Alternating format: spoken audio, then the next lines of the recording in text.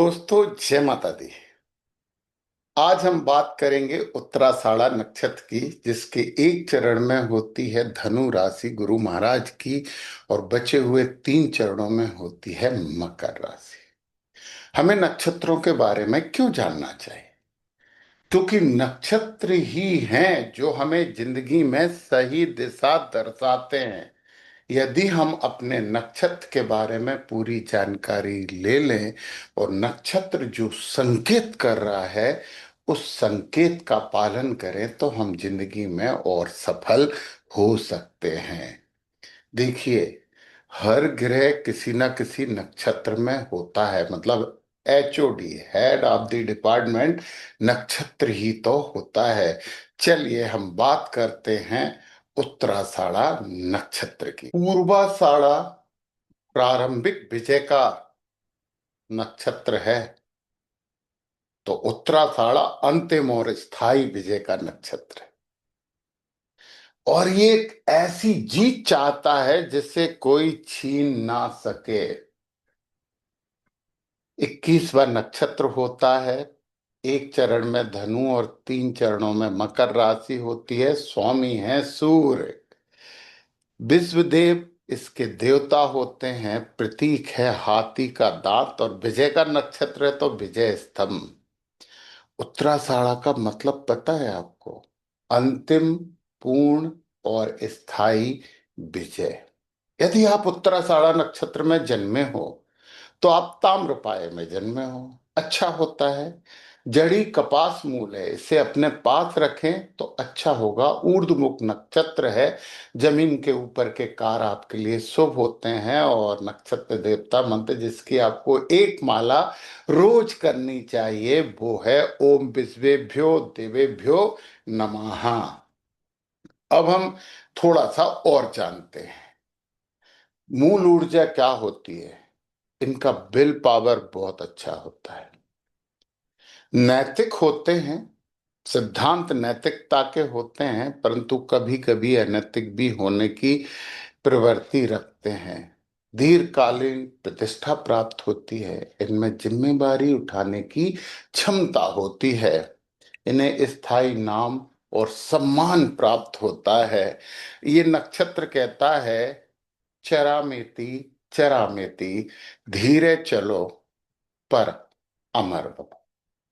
उत्तराषाढ़ा का जो रहस्य है वो है कर्म के बल पर प्रतिष्ठा प्राप्त करना, धैर्य से ऊंचाई प्राप्त करना। सिद्धांतों से ये लोग समझौता नहीं करते और इसी चक्कर में ये ज्यादा किसी की बात मानते नहीं है। समय के साथ इनकी शक्ति बढ़ती जाती है और समय के साथ ये अनबीटेबल बनते हैं, अजय बनते हैं। मानसिकता कैसी रहती है इसके बारे में भी कुछ बात हम समझ लें। गंभीर होते हैं, जिम्मेदार होते हैं, सिद्धांतवादी होते हैं, आत्मसम्मान थोड़ा ज्यादा ही होता है, नेतृत्व क्षमता तो होती है। इन्हें अंदर से सूर्य ने तेज दिया होता है। और मकर राशि में ये ज्यादा कर्म प्रधान और व्यवहारिक बनते हैं। आध्यात्मिक संकेत क्या है? उन्होंने कहा कि सच्ची विजय समय की कसौटी पर खरी उतरती है। ये नक्षत्र या तो उच्च सम्मान दिलाता है, और यदि इस नक्षत्र वालों ने अहंकार पाला तो फिर बहुत समस्याएं इन्हें हो जाती हैं। तो उत्तराषाढ़ा नक्षत्र वालों, आपके लिए पहली रेमेडी है अहंकारी मत बनना। स्थायी विजय आप प्राप्त करोगे। नैतिक शक्ति आप में होती है। समय के साथ प्रतिष्ठा बढ़ती है। आपका नक्षत्र जिम्मेदारी का नक्षत्र है। आपका नाम दाम दोनों प्राप्त होते हैं, परंतु मैंने क्या बोला? अहंकार नहीं रखना है। यदि आपका सूर्य पीड़ित है, इसलिए आपको सूर्य के उपाय करने चाहिए। आप में अहंकार ज्यादा हो जाता है। आप थोड़े से कठोर हो जाते हैं। कई बार आपको अकेलापन अच्छा लगने लगता है। और जिम्मेदारी ज्यादा नहीं होने के बावजूद आप अत्यधिक जिम्मेदारी का बोझा महसूस करते हैं, और अपने सिद्धांतों में यदि समझौता नहीं करोगे, थोड़ा तो करना चाहिए, तो फिर संबंध भी बिगड़ सकते हैं।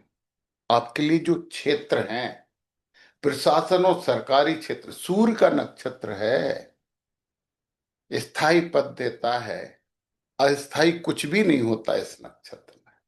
सेना और अनुशासन के काम कर सकते हैं, विशेषकर मकर राशि वालों को। कारपोरेट नेतृत्व की क्षमता आप में होती है। हाँ, शिक्षा नीति सिद्धांत आधारित कार्य करें, परंतु ये धनु राशि में विशेष रूप से देखा जाता है। दीर्घकालीन उद्योग, फटाफट वाला तो आपके लिए कोई काम है ही नहीं। देखिए, आप जिम्मेदारी उठाते हैं, नियमों का पालन करते हैं, दीर्घकालीन योजना बनाते हैं, और इन सब से अलग हटके आपको दाम से ज्यादा सम्मान पसंद है, और इसकी बहुत ज्यादा अजीब सी चाह आप में रहती है। तो इसमें भी थोड़ा सा कम कर सकते हैं ना अपन। चलिए, अब हम बात करते हैं आपके लिए नवतारा चक्र की। और नवतारा चक्र हमारे जिंदगी को सबसे ज्यादा प्रभावित करता है। यदि आपको नवतारा चक्र और बहुत से चक्र समझने हैं, आपको एस्ट्रोलॉजी यानी कि विज्ञान, इसमें थोड़ा भी इंटरेस्ट है, तो नीचे डिस्क्रिप्शन में मेरे ऐप की लिंक है, उसमें देखिए कि हमारा सनातन, हमारा वैदिक कितना ज्यादा वैज्ञानिक है, समझिए और अपनी नॉलेज बढ़ाइए। देखिए आप, यदि आपका ये जो तारा चक्र है ना, उत्तराषाढ़ा नक्षत्र तो है ही, तो आपको जो धन देने वाले नक्षत्र है ना, वो है श्रवण, रोहिणी और हस्त।